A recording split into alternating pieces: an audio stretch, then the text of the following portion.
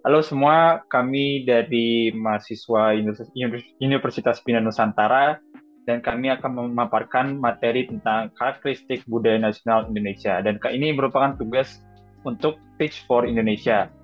Nah, kali ini saya tidak sendiri gitu. Saya juga bersama teman saya yaitu Hamid Abu Bakar Alatas yang dari jurusan Bisnis Analitik. Saya akan memperkenalkan diri juga, nama Haikal Alexandri Sigero, jurusan arsitektur dengan NIM 25020289090. Jadi, mengapa sih kita mengambil judul yang bernama Karakteristik Budaya Nasional Indonesia? Jadi, kita tuh ingin memperkenalkan karakteristik budaya dari negara Indonesia itu sendiri gitu. Jadi, karena untuk di zaman sekarang pun juga sudah sedikit mengkhawatirkan dari generasi-generasi yang sekarang yang mungkin kurang pengenalan dari karakteristik budaya kita sendiri tersebut. Maka itu kami akan memperkenalkan apa aja sih yang ada gitu di Indonesia gitu. Jadi jadi di sini karakteristik budaya nasional Indonesia merupakan cerminan keanekaragaman suku, agama, bahasa, dan tradisi yang tersebar di seluruh wilayah. Budaya ini merupakan perpaduan nilai-nilai tradisional seperti gotong royong, toleransi, kekayaan seni, adat istiadat, dan bahasa daerah.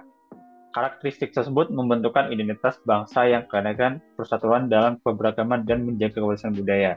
Seperti yang tadi sudah saya jelaskan, jadi karakteristik budaya itu merupakan ciri-ciri yang ada di negara tersebut gitu. Yang mungkin tadi contoh-contohnya juga ada toleransi agama, kekayaan seni, adat istiadat, dan bahasa daerah. Jadi untuk selanjutnya ada keberagaman etnis dan budaya di Indonesia. Jadi di Indonesia itu memiliki 1.300 suku bangsa dan 17 bahasa daerah. Dan habis itu dari suku bahasa dan bahasa daerah itu sendiri juga mempercerminkan kekayaan budaya dan keberagaman etnis di seluruh Nusantara. Setiap suku memiliki adat istiadat tradisi sendiri serta bahasa yang unik yang menjadikan Indonesia sebagai negara dengan keberagaman budaya yang luar biasa.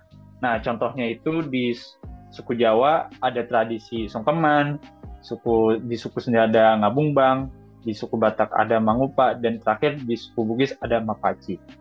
Jadi untuk ini pun baru sedikitnya saja gitu. Belum lagi nanti kita ngomongin dari Sumatera, Kalimantan, dan lain-lain juga udah mempunyai karakteristik si bahasa dan adat istiadat itu sendiri. Dan kedua di sini ada gotong royong. Gotong royong itu juga merupakan karakteristik dari warga-warga yang ada di Indonesia ini yang suka tolong menolong dan lain-lainnya. Jadi gotong royong itu sendiri adalah nilai yang mengajarkan kita untuk bekerja sama demi kepentingan bersama. Nah, gotong royong ini merupakan budaya yang terlihat dalam berbagai aspek kehidupan masyarakat di Indonesia, mulai dari kegiatan menolong-menolong dari kehidupan sosial sampai pun ekonomi gitu.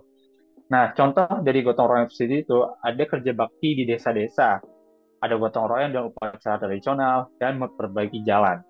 Nilai gotong royong ini sendiri mencerminkan kuatnya rasa kebersamaan dan solidaritas dalam masyarakat Indonesia yang menjadi dasar dalam menjaga harmoni di tengah beragaman. Jadi kerjasama ini tuh tidak hanya kerja bakti antar desa-desa saja gitu, bisa jadi gotong royong ini juga dalam acara upacara keagamaan dan lain-lainnya juga gitu. Dan selanjutnya di sini ada kepercayaan dan religiusitas. Sudah diatur oleh Undang-Undang 1945 untuk kebebasan beragama. Jadi UUD 1945 menjamin kebebasan beragama bagi setiap warga negara, menegaskan pentingnya pluralisme dalam kehidupan berbangsa. Jadi kita tidak ada batasan untuk memiliki kepercayaan dari kita sendiri. Yang kedua, ada tradisi keagamaan yang beragaman. Setiap agama di Indonesia memiliki tradisi dan ritual unik.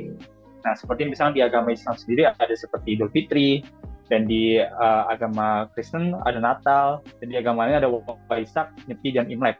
Semua dirayakan dengan semangat kebersamaan dan saling menghormati. Dan di sini ada peran agama kehidupan di sehari-hari. Agama mempengaruhi aspek kehidupan sehari-hari seperti adat budaya, hukum, pernikahan, upacara, keagamaan, dan interaksi sosial. Jadi memang semua aspek kehidupan itu juga sudah diatur oleh keagamaan gitu. Jadi kita pun juga setiap melakukan aktivitas itu pun sendiri ya tidak melenceng dengan norma-norma yang sudah ditulis dari agama-agama kita sendiri gitu. Jadi Indonesia adalah negara religius dengan mayoritas Muslim, namun juga ada penganut agama lain seperti Kristen, Hindu, dan Buddha. Harmoni dan toleransi beragama ciri khas masyarakatnya. Dan di sini ada seni dan kerajinan tangan. Jadi berbagai bentuk seni di Indonesia seperti tari tradisional, tari pendet, dan tari saman, musik gamelan dan angklung, serta kerajinan tangan batik dan ukiran Jepara, mencerminkan identitas lokal dan merupakan bagian integral dari budaya nasional. Batik bahkan selalu sudah diakui oleh UNESCO sebagai warisan budaya dunia. Nah, jadi seni dan yang ada di Indonesia ini ada tari tradisional. Jadi tari tradisional itu sendiri juga menampilkan nilai-nilai budaya dan cerita rakyat seperti tari pendet yang berasal dari Bali yang sering dipentaskan dalam acara penyambutan. Nah, untuk seni yang ada di Indonesia juga itu ada musik tradisional. Musik tradisional itu sendiri juga menggambarkan menggunakan alat musik seperti perkutut dan menghasilkan suara yang harmonis. Sedangkan angklung dari Sunda adalah alat musik yang terbuat dari bambu dan dimainkan secara kolaboratif. Yang ketiga ada pengaruh seni dalam kehidupan sehari-hari. Seni menjadi sarana untuk melestarikan budaya dan menyampaikan pesan moral serta identitas suatu daerah. Nah, selanjutnya akan dilanjutkan oleh teman saya, Hamid Abu Bakar. Oke, terima kasih banyak Haikal. Nah, jadi tadi teman saya, Haikal, sudah menjelaskan kayak Indonesia itu walaupun satu negara, dia tuh punya berbagai banyak suku dan adat, dan jelasnya di dalam suku dan adat tersebut tuh dia punya budaya masing-masing kan. Nah, sebenarnya kalian tahu nggak sih di dalam suku dan adat di masing-masing budaya itu, dia punya sistem kekerabatan dan keluarganya sendiri. Nah, jadi di Indonesia itu sistem kekerabatannya sangat bervariasi, tergantung pada latar belakang etnisnya. Misalnya, suku Minangkabau menganut sistem matrilineal, di mana harta warisan tuh diturunkan kepada perempuan. Sementara suku Batak itu lebih cenderung pada sistem patrilineal, yaitu kebalikannya dari Minangkabau. Maksudnya semua harta warisan dan nama itu diturunkan ke garis laki-laki. Nah, dari sistem kekerabatan dan keluarga itu, kita belajar untuk saling menghargai dan saling mendukung satu sama lain, yang menjadi inti dari kehidupan sosial masyarakat kita. Nah, kita bisa lihat kan Minangkabau dan juga suku Batak itu, dia punya sistem kekeluargaan yang berbeda, tapi sebagai masyarakat Indonesia yang bertoleransi, kita harus saling menghargai perbedaan dari sistem kekerabatan dan keluarganya. Nah, oleh karena itu kita harus saling bisa menghargai satu sama lain, apalagi dari sistem keluarganya masing-masing. Oke, next.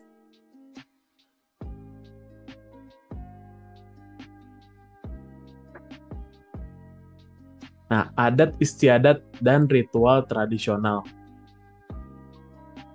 Oke.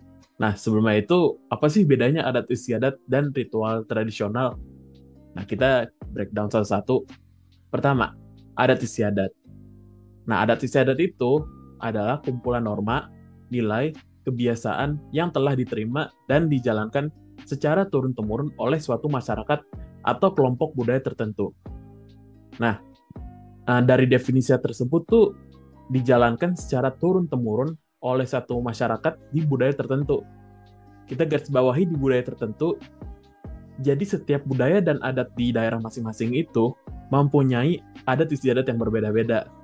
Ya, kita bisa lihat dari sistem kekerabatan dan juga budaya dari seni dan alat musiknya itu juga udah beda. Nah, sama sepertinya adat istiadat. Nah, jadi buat apa sih adat istiadat gitu? Adat ini tuh untuk mengatur berbagai aspek kehidupan sosial, kayak seperti cara berpakaian, cara berbicara, uh, pernikahan, upacara kematian, dan interaksi antar masyarakat. Ya, seperti contohnya, misal adat istiadat di Bali itu dalam upacara kematiannya mereka melakukan yang namanya ngaben. Ngaben itu uh, Hmm. Bukan mengkubur, tapi membakar mayatnya. Yang bisa dipercaya bahwa nanti rohnya itu akan pergi uh, ke atas dan bertemu leluhurnya dan lain-lain. Itu adalah adat istiadat dari Bali di bagian upacara kematiannya. Nah, misal berbeda dengan yang beragama Islam, itu upacara kematian itu kan dikubur dan dibacakan surat-surat agama dan ritual kematiannya. Nah, itu kan sudah berbeda. Nah, dari situ tuh kita juga harus menghormati dari adat istiadat masing-masing gitu. Dari mungkin adat Betawi dan juga adat dari Bali. Nah, sekarang kita lanjut ke ritual tradisional.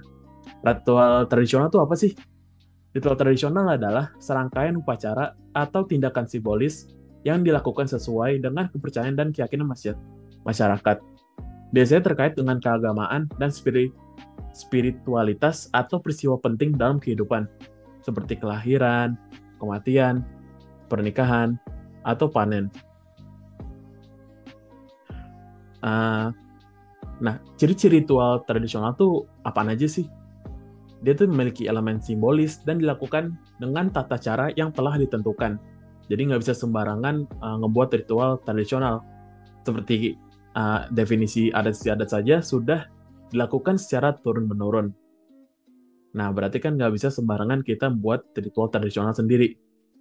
Nah, yang kedua seringkali terkait dengan kepercayaan spiritual atau agama. Uh, Mungkin seperti yang di adat istiadat Bali, itu melakukan upacara ngaben, kan dia melakukan pembakaran jenazah.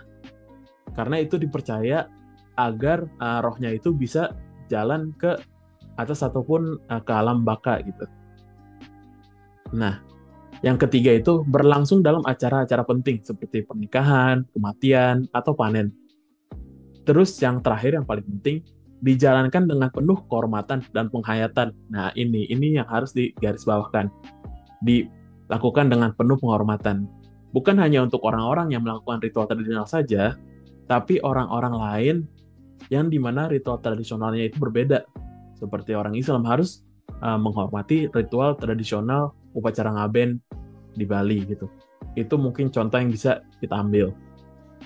Jadi tuh adat istiadat dan ritual tradisional tuh uh, bagian penting dari budaya Indonesia karena setiap daerahnya itu juga mempunyai upacara adat yang unik dan penuh makna di setiap adatnya gitu. Uh, Contohnya itu mungkin satu lagi selain Bali itu ada upacara Rambun Solo di Toraja yang merupakan upacara kematian dengan ritual dan simbolisme di mana keluarga besar itu dia berkumpul untuk menghormati orang yang telah meninggal gitu. Upacaranya itu tuh isinya tuh ada tarian, musik, persembahan yang menggambarkan rasa hormat terhadap arwahnya gitu. Jadi bisa kita lihat dari contoh ngaben ataupun dari contoh agama Islam dan dari contoh upacara Rambu Solo itu tuh jadi setiap adat itu mempunyai cara dan tradisinya sendiri dan mewarisi budayanya masing-masing. Nah, oleh karena itu sebagai masyarakat Indonesia yang toleran, kita harus bisa mempercayai cara hidup budaya masing-masing. Oke, next.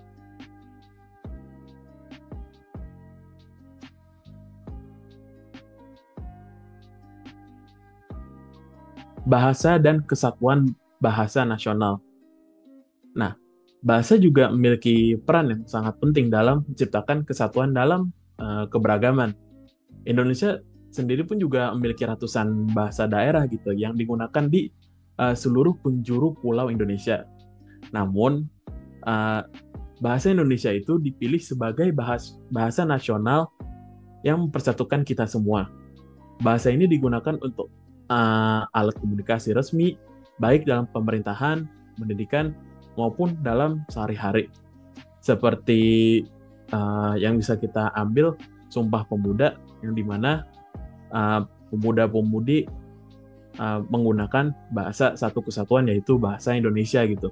Jadi, walaupun setiap daerah punya bahasanya masing-masing, seperti bahasa Jawa, bahasa Sunda, bahasa Padang, dan sebagainya, itu tuh eh, mereka menggunakan satu bahasa, bahasa kesatuannya itu bahasa Indonesia. Nah, jadi eh, jangankan undang-undang, jangankan hukum, ataupun simbolis seperti bendera dan Garuda Pancasila. Bahasa itu juga digunakan sebagai alat persatuan gitu di Indonesia, yaitu bahasa Indonesia. Nah, oke, next.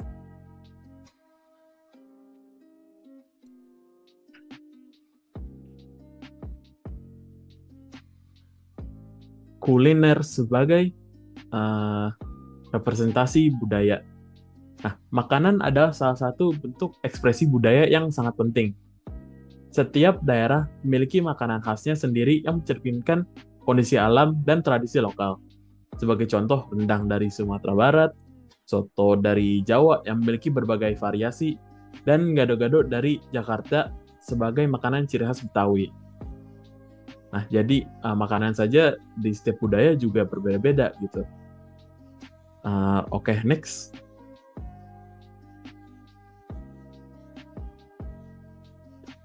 Tantangan dan upaya dalam melestarikan budaya. Nah, jadi tuh di Indonesia juga mempunyai tantangannya sendiri untuk mempertahankan persatuannya gitu. Walaupun di setiap penjuru pulaunya itu dia punya adat-adatnya dan budaya sendiri. Nah, tantangannya apa aja sih? Nah, yang pertama ada globalisasi. Yang kedua modernisasi dan teknologi, kurangnya minat generasi muda, urbanisasi, dan perubahan sosial. Itu merupakan tantangan yang ada di dalam Indonesia untuk mempertahankan kesatuannya, baik dalam diri dalam negara Indonesia itu sendiri ataupun dari luar. Nah, terus gimana sih cara uh, meminimalisirkan tantangan tersebut gitu?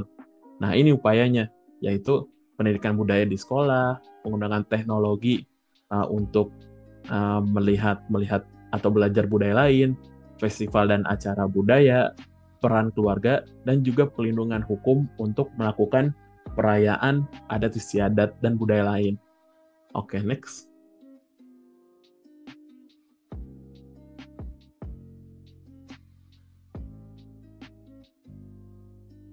Nah, jadi kesimpulannya apa? Nah, keberagaman dan kekayaan budaya Indonesia itu adalah aset yang sangat berharga. Budaya nasional mencerminkan persatuan dan keberagaman dan menjadi identitas kolektif bangsa Indonesia. Penting bagi kita semua untuk menjaga dan melestarikan warisan budaya ini agar generasi mendatang dapat merasakan dan memahami keindahan serta makna yang tergandung di dalamnya. Nah, jadi kita sebagai masyarakat Indonesia, apalagi pemuda-pemudi bangsa Indonesia, mari kita bersama-sama berkomitmen untuk menjaga budaya kita agar tetap hidup dan berkembang di tengah perubahan zaman. Dengan memahami dan menghargai budaya kita sendiri, dan juga menghargai budaya lain di dalam negara Indonesia, kita tidak hanya memperkuat identitas sebagai bangsa, tapi juga memperkaya hubungan kita dengan dunia luar, baik dalam Indonesia itu sendiri ataupun di luar Indonesia. Gitu. Next.